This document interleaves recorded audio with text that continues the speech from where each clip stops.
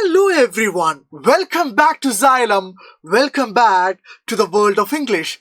My name is Nasser Faruddin, Faculty of English, and I will be helping you cover your entire syllabus for the upcoming English examination. And this is actually a series of videos. If you haven't watched the first videos, do check the video section and subscribe to the channel for the upcoming videos. And people, in this particular video, we will be discussing two important chapters from our core textbook, which are Madam Rides the Bus and The Sermon at Banares. Disclaimer before starting the section: if you haven't read the original text, if you haven't read your textbook line by line, please do read that. It will always give you an advantage.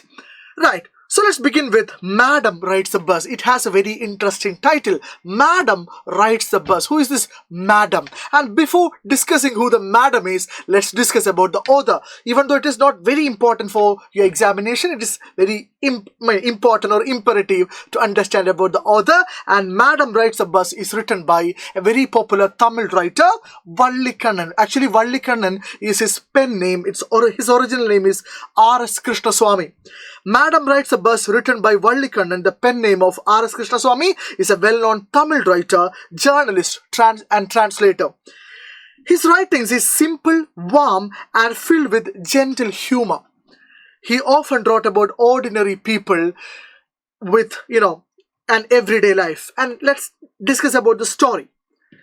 In the story, Madam Rides the Bus, Vallikannan beautifully captures the curiosity of a young girl and shows how small experiences, tiny experiences, apparently insignificant experiences can teach big lessons, right?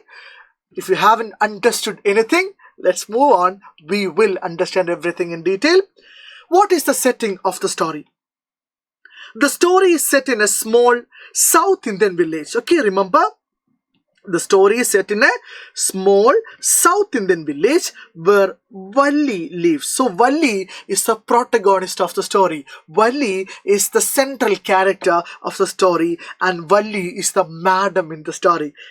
Most of the actions takes place on a bus. Okay, this is again important. Most of the actions in the story takes place on the bus that travels between the village and the nearby town, showing the simple sights of fields, roads, and markets. This everyday setting helps us see the world through Valli's curious eyes. So the narrator is describing a number of incidents through the eyes of an innocent girl, in the perspective of an innocent girl, and her name is Valli. Okay, right. So who are the characters in the story? We have Valli. Valli is 8-year-old and she's curious and brave girl who secretly takes a bus ride to town. And we have the bus conductor, a friendly, playful man who jokingly calls Valli Madam. So it is the bus conductor who addresses Valli as Madam and treats her kindly. He's a very kind, compassionate man. And we have bus driver, not very important, a quiet, responsible driver who understands Valli's excitement, and Valli's mother, not again very important, a simple village woman who does not know about Valli's secret trip, elderly woman, a talkative passenger who asks questions to Valli. Okay, so these are the characters, and the protagonist, the central character. The major incidents are taking place around the character of Valli. She's an 8-year-old curious and brave girl, right? Moving on to a detailed synopsis with your permission. Introduction. Who and where? Who is Valli and where is this story happening? The story is about an 8-year-old girl called Vallimai or Vallimai, usually called Valli. She lives in a small village. Valli is very curious. Her favorite pastime, her favorite thing is to stand in the front of doorway and watch the street. It is his pastime. It is his hobby. She stands at the doorway of a house and she observes the street. There are no children her age nearby. There are no children. She doesn't have friends. So watching the street is her way of learning about the world. Observing was her way of learning about the world. And Valli's wish. Valli has a wish. And what is that wish? Valli becomes fascinated by the bus that passes through her street twice a day. Valli was fascinated by a bus, okay? And that bus passes through her street twice a day. And each time the bus comes, it has different passengers. Seeing new faces and new things make Valli long to ride the bus. Valli wanted to ride a bus. Valli wished to ride a bus. Over many days, she keeps thinking about the town and the bus. She listens to people talking and learns small facts. Okay, she started gathering information. That will aid her plan. The first one, the town is 6 miles away. The town is 6 miles away, and the charge is 30 paise each way. The trip takes about 45 minutes. She plans in her head how she can take the 1 o'clock bus and come back the same day. Take the 1 o'clock bus and come back the same day. Why she, decided to go on 1 o'clock at 1 o'clock? I'll tell you why. Saving money and making a plan. 30 paise is a very nominal amount for most of the people. But for Valli, an 8-year-old girl, it wasn't. Valli saves every stray coin she gets. Valli saves every spare coin she gets. She resists small pleasures like sweets and rides at the fair so that she can collect 60 paise. She wanted to give up a lot of her, small dreams, small pleasures in order to accomplish this dream. Enough for a return. This 60 paise was enough for a return. She also watches the time when her mother naps. So it's planning. The 8-year-old girl is planning. About 1 to 4 p.m. and that is the exact time she planned to go out and come back. She decides to use those hours to slip out and take the bus without her mother knowing. Right? Disclaimer, do not practice this at home. And getting on the bus, pride and shyness. On the day she plans, she shouts to stop the bus and climbs aboard. The conductor teases her in a friendly way. And the conductor is always teasing her, but he's a very friendly man. He's a very kind man. Okay, please keep that in mind. The conductor teases her in a friendly way and calls her Madam. It is the conductor who calls Valli Madam. Asking passengers to make way, Valli is shy and at the same time she is proud. She insists she can get on by herself and that she's not a child. I'm not a child. Okay, I can get on board by myself because I'm giving you the fare. I'm giving you the money. Right? I'm not a child. The conductor gives her a ticket and teases her, and the passengers laugh kindly. Again, the people who are surrounded, who surrounds the child are not very bad people. They are making fun of her, but in a very friendly manner. Valli tries to act grown up. She stands on a seat to see better, then sits when people warn her it might be dangerous. Okay, at first, initially, she stands on the seat so that she can see everything properly. But when warned by the people, she was ready to sit down. And first views from the bus, wonder and small details. The bus is new and shiny inside. There is a clock above the windshield and comfortable seats. Valli looks out and sees wide green fields, palm trees, a canal, distant hills, and an open blue sky. All these sights were interesting for her because it was the first time she's witnessing all this.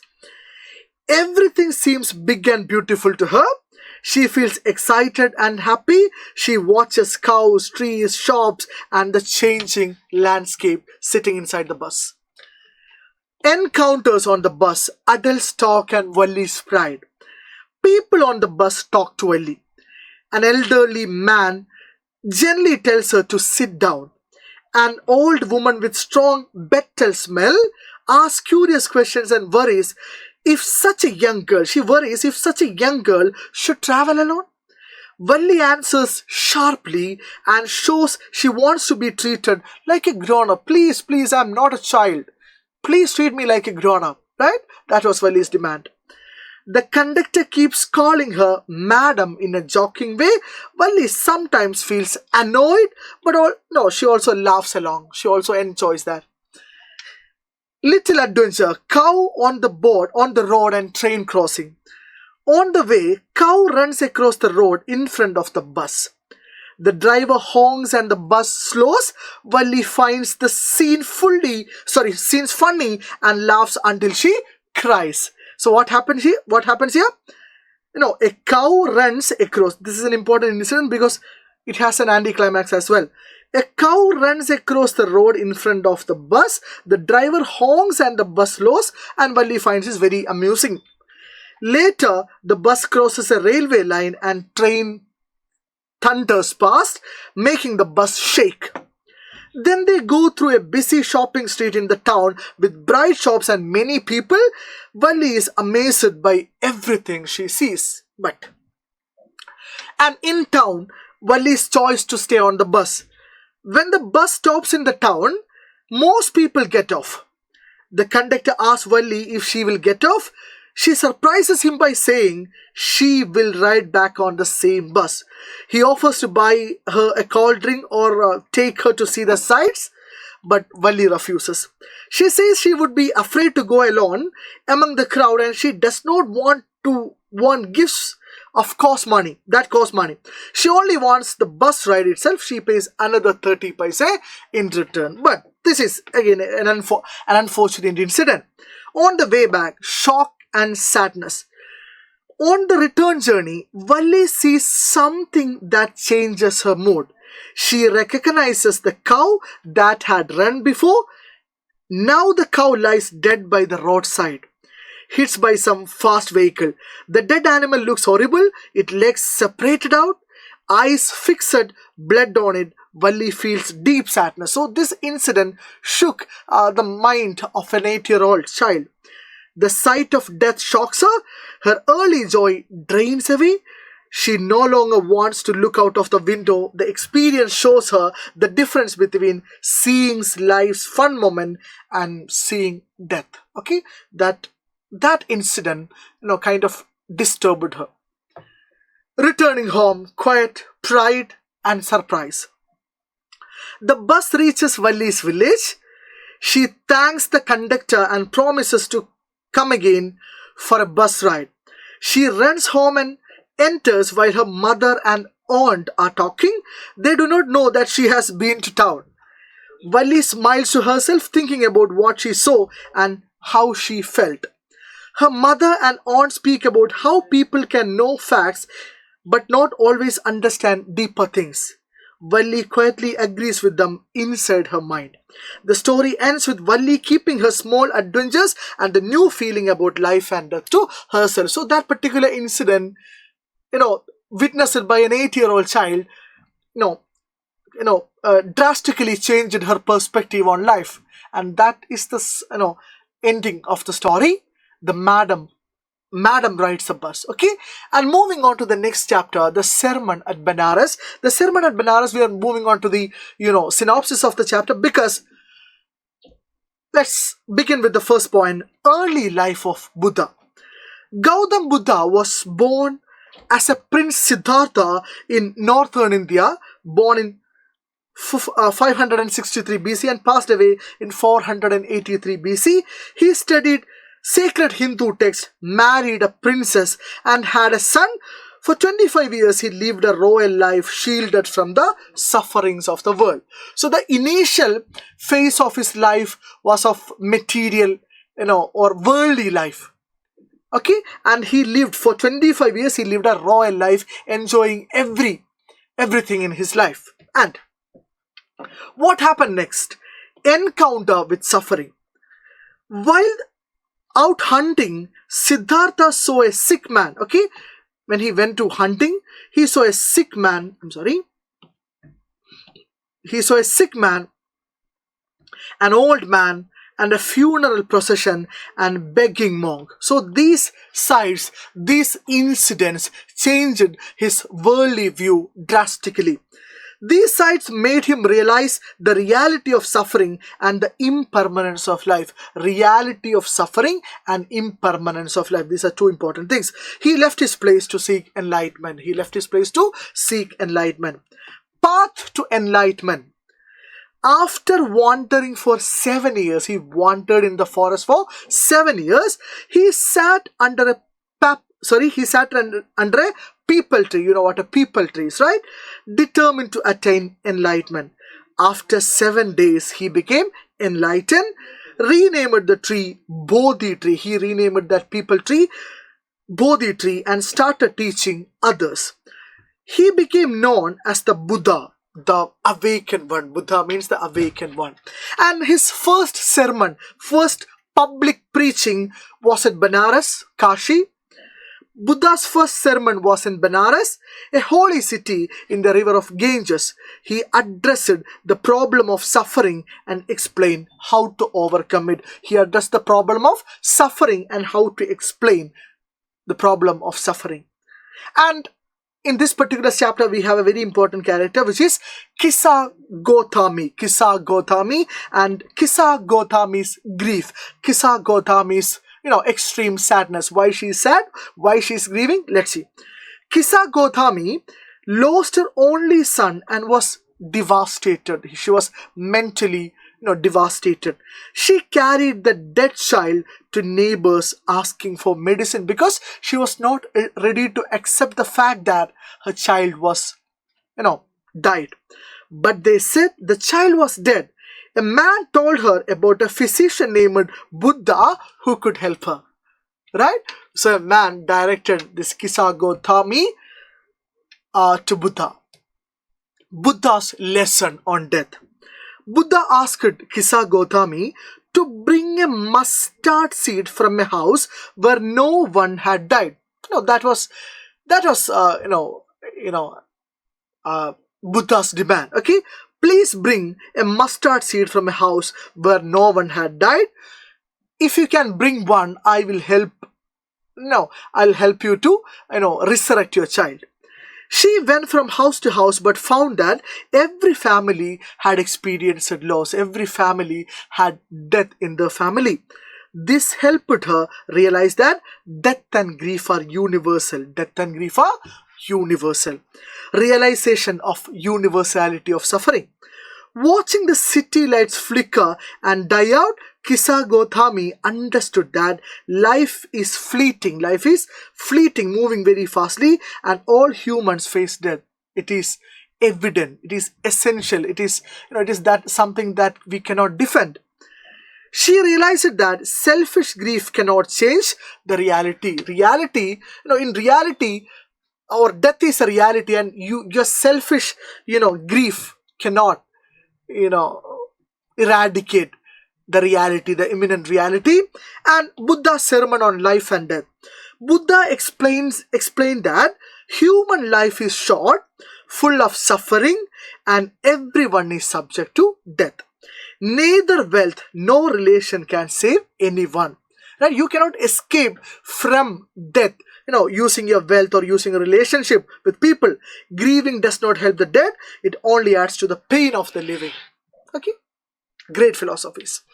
And path to peace of mind. According to Buddha, Buddha taught that one must overcome grief and sorrow to attain peace of mind. It is important. If you want to attain peace, you need to overcome grief. You need to overcome sorrow. By letting go of lamentation, complaint, and selfish sorrow, one can become free from suffering and be blessed. And conclusion of the chapter. The sermon emphasizes the reality of death, and suffering, the importance of accepting them. You need to accept the reality as it is. You do not have any right to, cry over them, grieve over them, because there is no point in doing that. And the need to cultivate inner peace by overcoming selfish grief. That grief is selfish according to Buddha. It marks the beginning of Buddha's teaching on the way to liberation, mukti. Okay? and that's how the chapter ends. And thank you everybody for watching, and please do scan here to join the WhatsApp community to avail the handwritten notes. And I have also prepared an examination based on the 2 chapters we have learned in this particular video, and do check the comment box and attend the chapter test to check whether you have comprehended the chapter rightly or not. And thank you everybody for watching. I'll see you in another video. Until then, this is Nasser Faruddin signing off. Thank you.